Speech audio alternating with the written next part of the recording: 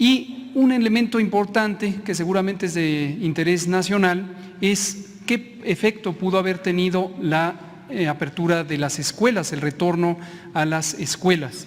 Hasta el momento lo podemos ver en el monitoreo que hacemos diariamente en coordinación con la Secretaría de Educación Pública, con la maestra Delfina Gómez Álvarez y su equipo, en todo el territorio nacional. Hasta el momento no hay evidencia de que la apertura de las escuelas haya repercutido en un incremento de casos de contagios o de casos de importancia.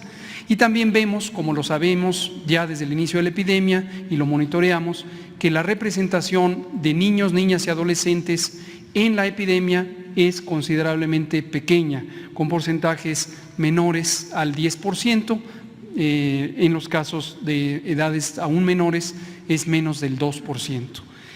Gracias, buenos días. Liliana Noble de Pulso Saludable. Señor presidente, hace aproximadamente unas 3 semanas la Food and Drug Administration, la FDA, autorizó de forma total la vacuna de Pfizer-BioNTech. Yo quisiera saber, para que se utilice de 16 años en adelante, yo quisiera saber si en México estarían haciendo lo mismo a través de COFEPRIS. Esta sería una manera en la que los ciudadanos pudieran adquirir la vacuna al momento de comprarla. Entiendo que cuando hubiera abastecimiento para hacer tal situación. Pero por el otro lado, a diferencia de Estados Unidos, platicaba con un médico del Hospital Metodista de Houston y me decía que allá los padres de familia no están optando por recurrir a un amparo para poder vacunar a los menores de edad.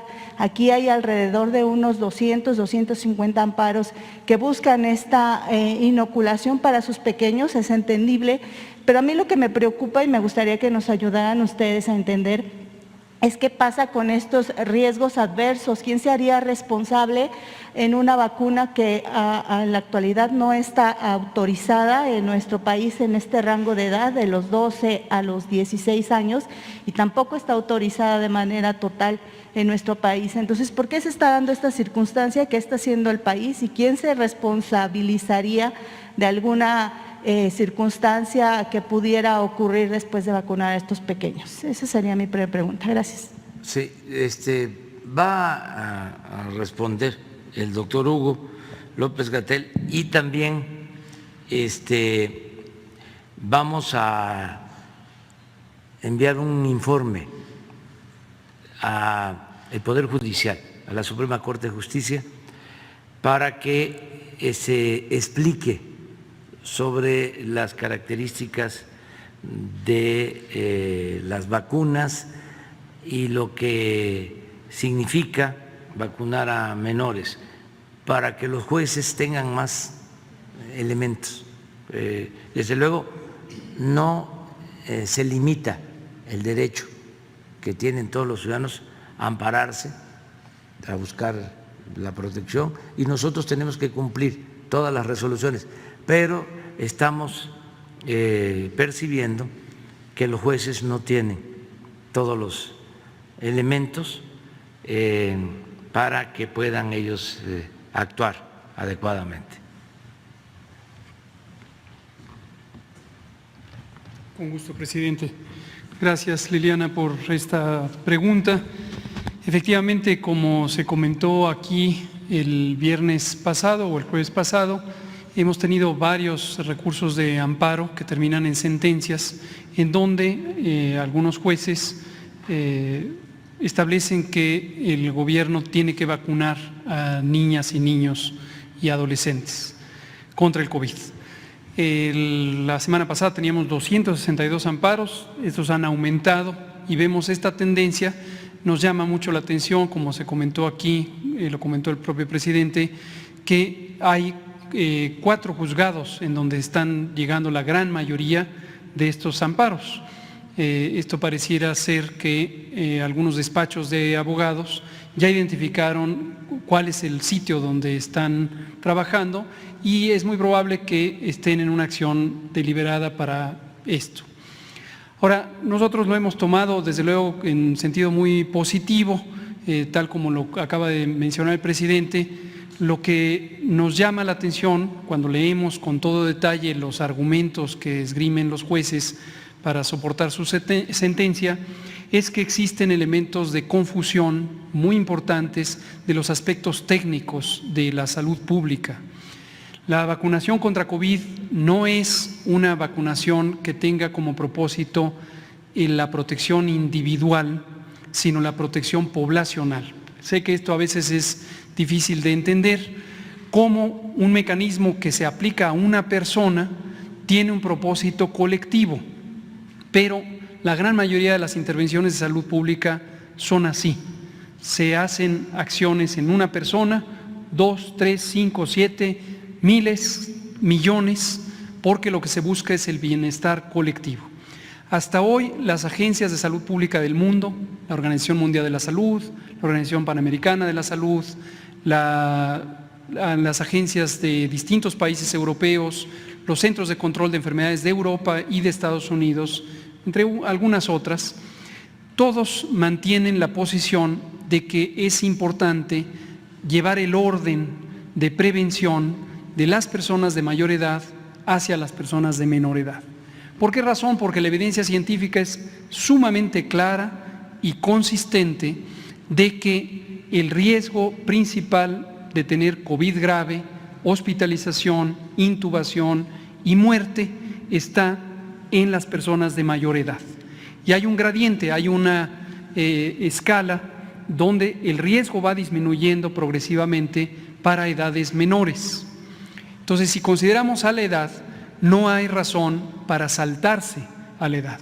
Desde luego expresamos que nos parece, como usted misma lo dijo, completamente legítimo que cada familia, cada persona quiera ser la primera en ser vacunada. A todo mundo, y qué bueno, le gustaría ser ya, en ese momento, la persona vacunada. Pero no hay que perder de vista que por cada dosis que, por ejemplo, por acción judicial, por estas sentencias de amparo, se desviara hacia un niño o una niña cuyo riesgo es considerablemente menor, se le está quitando la oportunidad a una persona que tiene un riesgo mayor. Y precisamente por eso la salud pública piensa en las poblaciones, porque se piensa en la equidad. La Suprema Corte de Justicia, desde el 22 de febrero de 2019, estableció una tesis de jurisprudencia en donde formalmente reconoce el derecho de la protección de la salud en el sentido colectivo del sentido individual y considera la importancia del derecho colectivo como precedente al derecho individual. Desde luego hay toda una fundamentación científica para considerarlo así en la historia de la salud pública, en la salud pública contemporánea en todo el mundo, y consideramos que estos elementos pueden ser de gran ayuda para los jueces para poder hacer una evaluación más cuidadosa y completa del proceso. ¿Estarían pensando, doctor Gatell, en COFEPRIS en autorizarla de manera total, igual que lo hizo la FDA en Estados Unidos? Eso es otro planteamiento muy importante que también no está del todo claro, percibimos que no está del todo claro justamente en estas sentencias. Insistimos, esto es con absoluto respeto al Poder Judicial y a cada uno de sus miembros. La autorización que hasta el momento se ha dado a las vacunas, excepto en todo el mundo, excepto por la reciente aprobación de uso comercial de la vacuna Pfizer para ciertas edades, los adultos, en Estados Unidos, excepto ese caso concreto, todas las demás vacunas hasta el momento reciben una autorización temporal que tiene un carácter de uso en emergencias. Esto es por dos razones fundamentales. La primera es porque los estudios científicos, los ensayos clínicos y el seguimiento que se debe dar a los participantes de estos ensayos para conocer todas las implicaciones de la vacunación, tanto en la seguridad como en la eficacia en el largo plazo, generalmente contemplan un periodo de 4, 5 o hasta 6 años de observación. Y en ese sentido es muy importante que los productos que se les da una autorización tiene este carácter de uso de emergencia en la medida en que técnicamente siguen siendo productos en estudio, no obstante que se garantiza su seguridad desde el momento en que se han agotado todas las fases del proceso de investigación.